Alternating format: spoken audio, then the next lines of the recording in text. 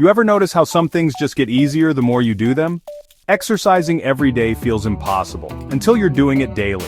Scrolling social media for hours? Same deal. Waking up early? Once it's a habit, it's almost automatic. That's the magic of habits. What you do regularly becomes easy, almost effortless. And honestly, our habits shape our entire day. And our lives. So why do habits matter so much?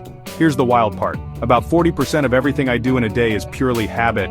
I'm on autopilot almost half the time. If my habits are good, like reading, exercising, or eating well, my life gets better. But bad habits? They can drag me down, waste my time, drain my energy. The real kicker? Small actions done consistently add up in a big way. Reading just 10 pages a day might not seem like much, but it could mean dozens of books in a year. But if I spend an hour a day doom scrolling, that's hundreds of hours gone. So, how do habits really work?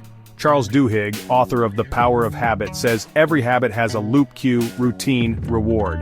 The cue is the trigger. Maybe I'm stressed. The routine is what I do, like biting my nails. The reward, that quick hit of relief. When I figure out this loop, I can start to change it.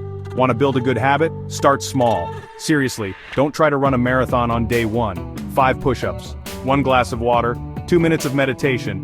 Next, use a cue. Tie the new habit to something I already do, like meditating right after brushing my teeth.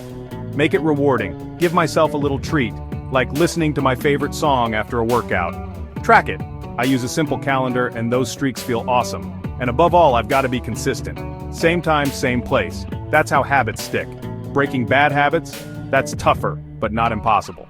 Step 1. Figure out my trigger. Am I reaching for snacks because I'm stressed? Next, swap the routine. Maybe instead of snacking, I take a quick walk or do some deep breathing. Remove temptations. If I don't want to eat junk food, I just don't keep it in the house. Accountability helps too. Telling a friend or joining a group raises my chances of success. And when I mess up, I try to be kind to myself and just get back to it. Now I know everyone says it takes 21 days to form a habit, but studies show it's more like 66 days. Pairing a new habit with an old one, habit stacking, works wonders. Planning for if this, then that situation makes a huge difference. And if I get someone to keep me accountable, my chances skyrocket. Even just rearranging my environment, like putting running shoes by the door, makes sticking to good habits a lot easier. Let me tell you about Sarah. She used to procrastinate like crazy scrolling social media for hours, but she figured out her cue, boredom, and stress.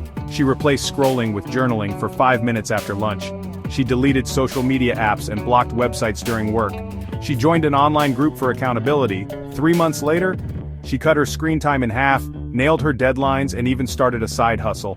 That's the power of habits. Small changes, big results. At the end of the day, my habits define who I become. Good habits open doors and build confidence. Breaking bad ones frees up my mind and energy. And over time, those tiny changes transform everything. My health, my happiness, my entire life. If you're ready to take control, start today. Pick one habit to build, or one to break. Write down your cue, routine, and reward. Track your progress. Celebrate your wins. Future, you will thank you.